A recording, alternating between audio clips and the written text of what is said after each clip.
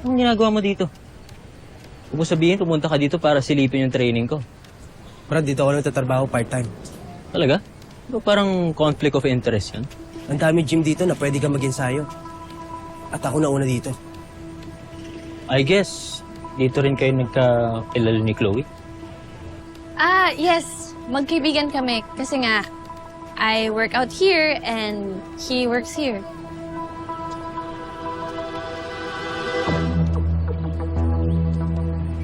Kamusta naman training mo?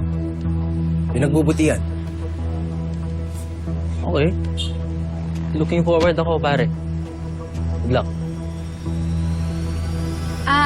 Julian, mauna na ako. May lakad pa kasi ako eh. Saan ka punta? Samahan na kita. Hindi na. Malayo kasi pupuntahan ko eh. Saan nga? Sa Paris.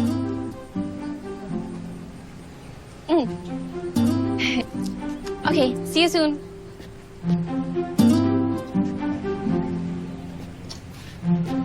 Paris? Oo, di ka bagay doon. Bakit? Di ka marunong mag-French. Bakit marunong ka ba? Oo. French fries, French toast, French boy. O ano, may tanong ka ba?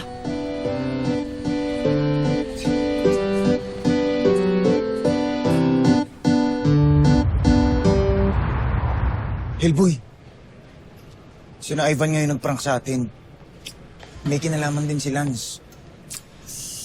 Magkago talaga. Kakapal na mukha. Mga bully. Anong plano? Walang plano. Sabihin na kasi natin kay Makmak. Hellboy, malapit na yung laban ni Makmak. Hindi natin siya pwede bigyan ng mga distractions.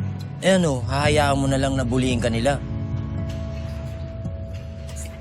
Kaya na lang natin. Ayoko nang pahabain yung gulo. Gusto ko na lang yung tahimik na buhay.